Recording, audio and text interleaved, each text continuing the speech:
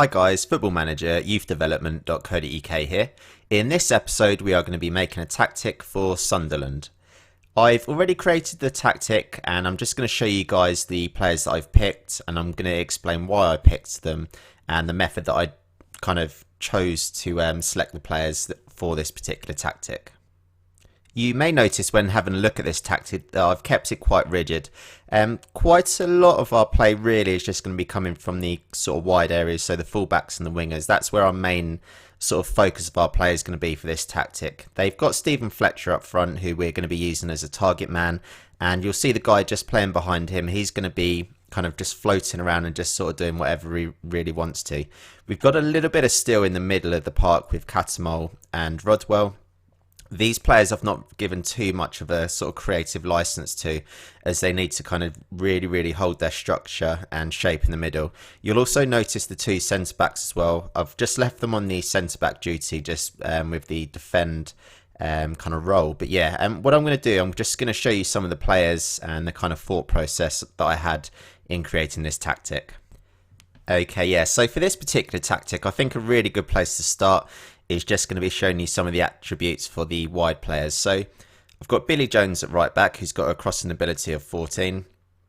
Van Alt, who's got a crossing ability of 12. And then the real kind of good players we've got here, we've got Adam Johnson with a crossing ability of 15.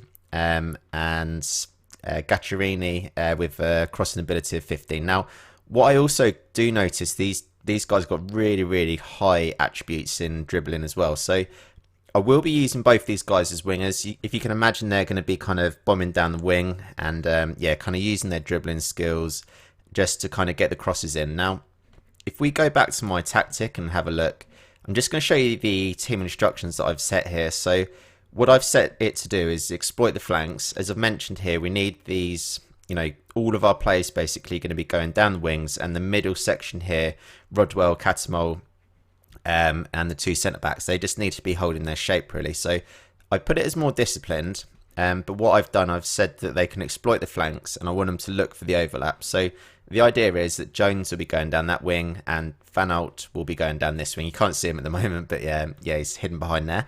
And also what we're going to be doing is floating the crosses. Now, the idea with floating crosses is that the ball's going to kind of like hang in the air, and the striker, in this particular case, is going to be Fletcher, who we're using as our target man. Fingers crossed he'll be able to get himself in a really good position for him to be able to, you know, get his head on the end of the ball basically and just sort of hopefully get it in the back of the net. So I will show you Fletcher in a minute and the kind of key attributes that I was looking for him to have, so that he is a major part of this particular tactic.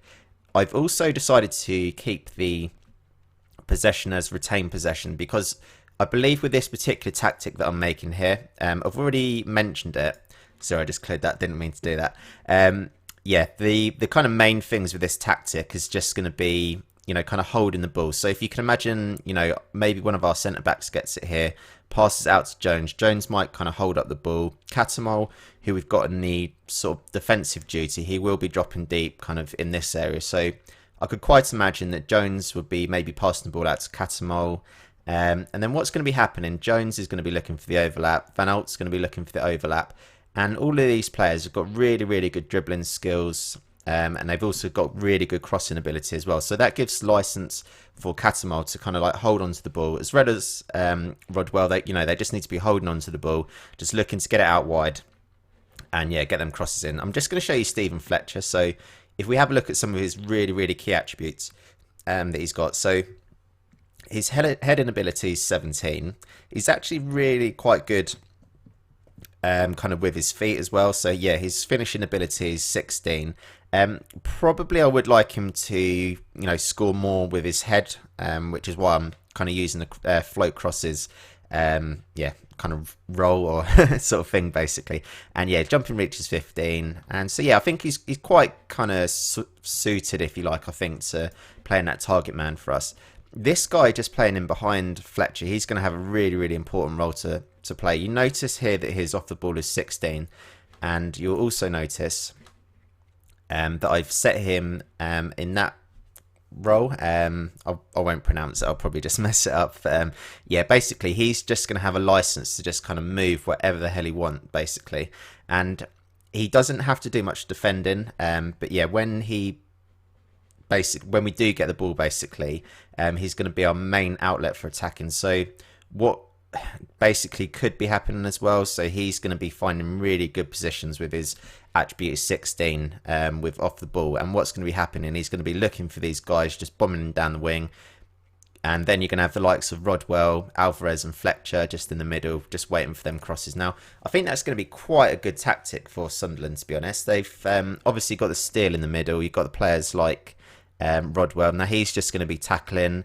His passing attribute is actually really, really good, Cattermole. So, and his vision's actually good as well. So he's going to be a real key player. I know he does get sent off a lot.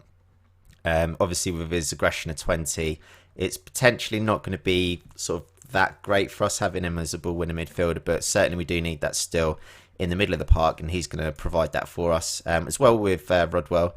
So he's got quite good stamina, which I'm looking for, and yeah, quite good work rate. Yeah, quite good passing as well. So he's quite a good all-rounder, Jack Rodwell, I think. Potentially, I might, if I was managing Sunderland, maybe I might look to bring someone else in, potentially in that sort of midfield role, just to kind of, you know, back up, or just someone to give you a little bit of something else. But yeah, in terms of mentality as well, I've decided to go for the standard. Yeah, kind of.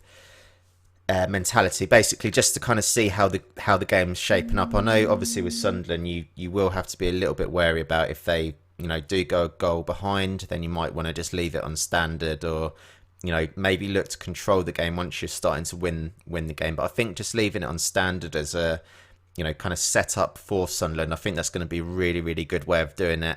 And yeah, hopefully should get some quite good results, I believe, with this Sunderland team. And also what I've decided to do is just leave the team shape on flexible. So luckily all my things didn't clear here, which is really good.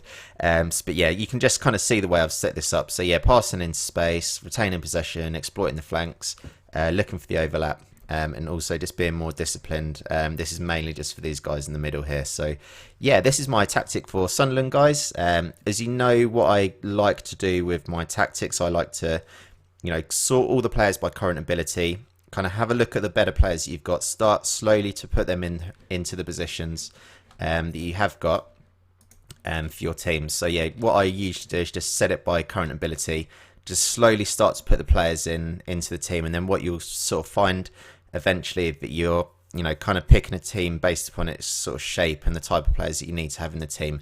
Obviously with Sunderland, there's still a few really good players that can come into the team. So you've got the likes of Jordi Gomez, who can obviously probably play in that kind of bit there. I've just noticed his work rate's not that good, and his strength's not that high either, which is, you know, especially the work rate attribute. I really don't like players that are not kind of too active and don't work too hard. So that's really kind of bit of a bugbear for me. Sebastian Larston, I did kind of want to play him there. Obviously his crossing ability is really good, but he doesn't have too much pace compared to the guy that we are playing there, and his yeah, tackling ability is not as high maybe as the other guy. But yeah, certainly a lot of backup in this team as well. Obviously got the likes of Connor Wickham. You can play him up top as a target man as well in replace of Stephen Fletcher. So yeah, this is my Sunderland tactic, guys. Hope you've enjoyed this episode. If you do want to see some more tactics videos, please do hit that like button, and we'll be back very soon for some more tactics videos and Football Manager videos. Thanks for watching.